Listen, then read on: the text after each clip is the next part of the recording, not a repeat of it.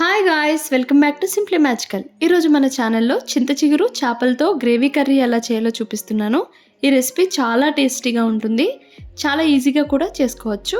రెగ్యులర్గా చేసుకునే fish కర్రీస్తో compare చేస్తే ఈ రెసిపీ చాలా బాగుంటుంది. తప్పకుండా మీరు కూడా ట్రై చేయండి.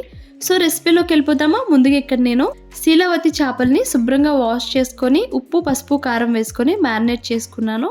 ఇక్కడ నేను 1/2 కిలో చింత చిగురు తీసుకున్నాను. దీన్ని నీట్గా వాష్ చేసుకోవాలి. సో 1/2 కిలో చింత చిగురు కంటే ఇంకా ఎక్కువే పడుతుంది, కానీ తక్కువ పడదు, ఎందుకంటే పులుపు కొంచెం తక్కువ ఉంటుంది చింత చిగురులో. సో చింత చిగురు కొంచెం ఎక్కువే తెచ్చుకోండి. ఇలా వాష్ చేసుకొని పక్కన పెట్టుకోండి. కర్రీలోకి గరం మసాలాని ప్రిపేర్ చేసుకుందాము. 2 టేబుల్ స్పూన్స్ ధనియాలు, 1 టేబుల్ స్పూన్ జీలకర్ర, 3 యాలకులు, 6 లవంగాలు, కొన్ని మిరియాలు తీసుకొని మెత్తని పౌడర్లా గ్రైండ్ చేసుకోవాలి. అప్పటికప్పుడు ఇలా ఫ్రెష్గా గ్రైండ్ చేసుకుంటే కర్రీ ఇంకా టేస్టీగా ఉంటుంది. ఇప్పుడు ఒక కడాయి తీసుకొని ఇందులోకి 3 టేబుల్ స్పూన్స్ ఆయిల్ యాడ్ చేసుకోవాలి. ఆయిల్ వేడయ్యాక 1 టేబుల్ స్పూన్ జీలకర్ర వేసుకొని జీలకర్ర చిటపటలాడాక ఇందులోకి సన్నగా తురుముకొని పెట్టుకున్న 3 ఆనియన్స్ని ఇలా ముక్కల్లా కట్ చేసుకొని మెత్తగా పచ్చివాసన పోయేంత వరకు మగ్గించుకోండి. అలానే మీ రుచికి సరిపడినంత సాల్ట్ కూడా వేసుకొని మగ్గించుకోండి. ఇలా సాల్ట్ వేసుకోవడం వల్ల ఉల్లిపాయ ముక్కలు త్వరగా మగ్గిపోతాయి. ఆనియన్స్ కరెక్ట్గా మగ్గిపోయినాయి. ఇప్పుడు మనం ఇందులోకి కొంచెం పసుపు వేసుకోండి. సో ఇప్పుడు ఇందులోకి సన్నగా తురుముకున్న 6 పచ్చిమిరపకాయల్ని ముక్కల్లా కట్ చేసుకొని వేసుకోండి. స్పైసీ లవర్స్ అయితే ఈ క్వాంటిటీ వేసుకోండి. తక్కువ తింటాము అన్న వాళ్ళు 3 వేసుకుంటే సరిపోతుంది.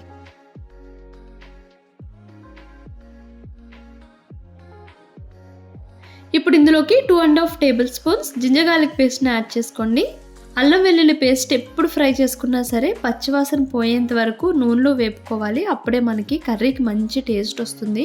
సో ఇప్పుడు ఇందులోకి మనం గ్రైండ్ చేసి పెట్టుకున్నాం కదా గరం మసాలా పౌడర్ని కూడా వేసుకోవాలి.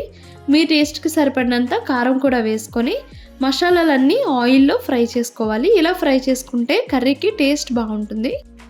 మసాలాలన్నీ కరెక్ట్గా ఫ్రై అయిపోయినాయి. ఇప్పుడు మనం మ్యారినేట్ చేసి పెట్టుకున్న చేప ముక్కల్ని గ్రేవీలో యాడ్ చేసుకుందాము. ఈ మసాలా గ్రేవీలో ఒక 2 టేబుల్ స్పూన్స్ వాటర్ యాడ్ చేసుకొని ఇందులోకి ఇలా చేప ముక్కలన్నీ స్ప్రెడ్ చేసుకుంటున్నాను. ఒక్కసారి చేప ముక్కలు వేసాక ఇప్పుడే పసుపు, కారం, ఉప్పులన్నీ కరెక్ట్గా వేసేసుకోవాలి. వాటర్ వేసుకున్నాక మళ్ళీ చేప ముక్కల్ని కదపద్దు, ముక్కలన్నీ విడిపోతాయి. సో ఇలా 2 సైడ్స్ ఒకసారి తిప్పుకుంటే మసాలాలన్నీ ఫ్రంట్ బ్యాక్ కూడా మంచిగా కోట్ అవుతాయి. ఒక 50 ml వాటర్ వేసుకొని 5 మినిట్స్ మగ్గించుకుందాము. మసాలాలన్నీ బాగా పడతాయి. 5 మినిట్స్ తర్వాత కర్రీకి సరిపడినంత వాటర్ని వేసుకోండి. సుమారుగా 150 ml వాటర్ వేసుకుంటే సరిపోతుంది. మరి ఎక్కువ వాటర్ వేసుకోనక్కర్లేదు.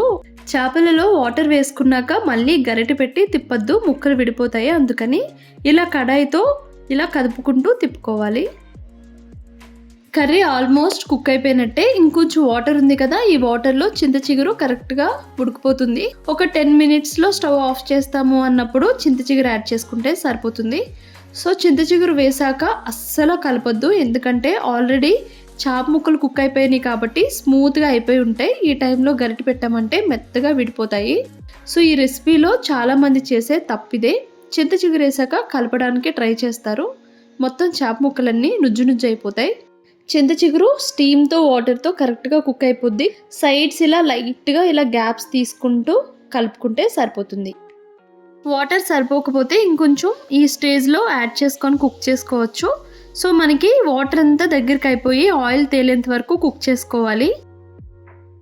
ఈసారి మనం మీడియం ఫ్లేమ్లో పెట్టుకొని మూత పెట్టుకొని ఒక 2 మినిట్స్ మూత తీసేసి ఇంకొక 3 మినిట్స్ కుక్ చేసుకుంటే టేస్టీ చింత చిగురు చేపల కర్రీ రెడీ అయిపోయినట్టే. చాలా యమ్మీగా ఉంటుంది. తప్పనిసరి నేను రికమెండ్ చేసే రెసిపీ అని చెప్తాను. సో చూసారు కదా టేస్టీ చింత చిగురు చేపల కర్రీ ఎలా చేయాలో. తప్పకుండా మీరు ట్రై చేయండి. నా వీడియో కనుక మీకు నచ్చితే please to like, share and subscribe my channel. నా లేటెస్ట్ వీడియోస్ కోసం పక్కనే ఉన్న బెల్ ఐకాన్ని క్లిక్ చేయండి. Bye, see you soon.